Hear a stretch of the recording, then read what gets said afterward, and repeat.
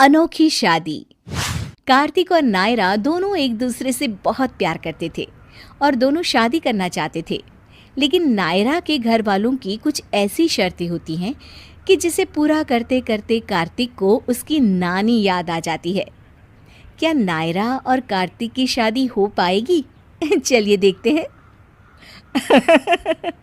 मेरी तो समझ में नहीं आता, इतनी सुंदर और समझदार लड़की मेरे भोंदू देवर के प्यार में कैसे पड़ गई। हाँ, तुम सही कहती हो भाग्यवान, मैं भी यही सोच रहा हूँ। भैया भाभी, आप दोनों मेरी खिंचाई करना बंद करिए ना और नायरा से मेरी शादी के बारे में सोचिए। अरे भाई, इसमें सोचना क्या है, हम कल ही नायरा के घर जाकर तुम दोनों की शादी की बात तय कर लेते हैं। आखिर मेरे देवर की इतनी अच्छी नौकरी है, मना थोड़े ही ना कर सकेंगे वो। तभी नायरा झिझकते हुए कहती है, दरअसल बात यह है कि मेरे घर वाले मेरी शादी उसी घर में करेंगे जहाँ परिवार के सभी सदस्य हों, यानी कि कंप्लीट फैमिली। अरे ये क्या बात हुई नायरा, तुम्हारे घर वालों की तो बड़ी अजीब सी शर्त है। अब क्या कर सकते हैं भाभी, मेरे घर वाले तो ऐसे ही हैं। अरे भाई, हम तो घर में सिर्फ 3 लोग हैं, बाकी के लोग क्या आसमान से टपकेंगे? कुछ भी हो, इन दोनों की शादी करवाने के लिए हमें कुछ ना कुछ तो करना ही पड़ेगा कोमल। मैं एक आदमी को जानता हूँ जो हमारी इस समस्या को हल कर सकता है।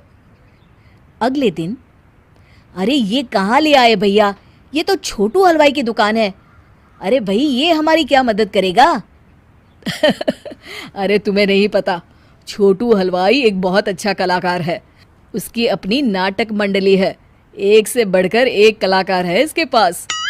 आइए आइए हरीश बाबू, कहिए क्या लेंगे आप? हरीश छोटू को सारी बात समझा के बता देता है। अरे बस इतनी सी बात, आप लोग बिल्कुल सही जगह आए हैं। हमारे पास आपको पूरी फैमिली किराए पर मिल जाएगी। माँ, बाबूजी, सास, ससुर, जीजा, साला, बुआ, फूफा। कहिए कौन सा रिश्तेदार चाहिए आपको? मैं इनकी पर डे फीस बता देता हूँ आपको। हाँ हाँ, बताइए ना। देखिए, सिंगल माजी लेने पर 700 रुपये लगेंगे। अगर आप साथ में बाबूजी भी ले लेते हैं तो दोनों आपको 1000 में मिल जाएंगे। बुआ और फूफा का रेट 1500 रुपये है। अगर बात बात पर नखरे करने वाला फूफा चाहिए तो उसके 200 एक्स्ट्रा लगेंगे।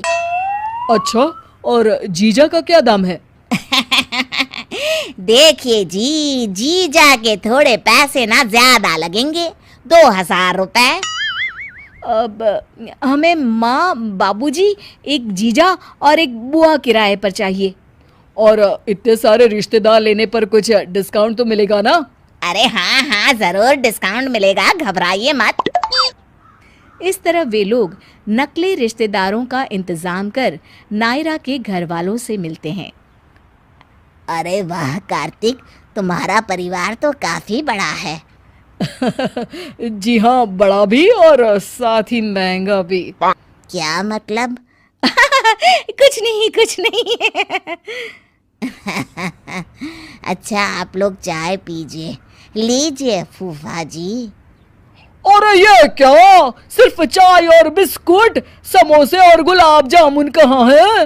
ये तो मेरी सरासर बेइज्जती है, मैं यहाँ 1 मिनट भी नहीं रुकूंगा।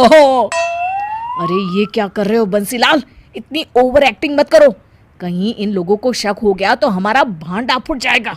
शांति से चुपचाप बैठो, वरना छोटू हलवाई से तुम्हारी शिकायत कर दूंगा।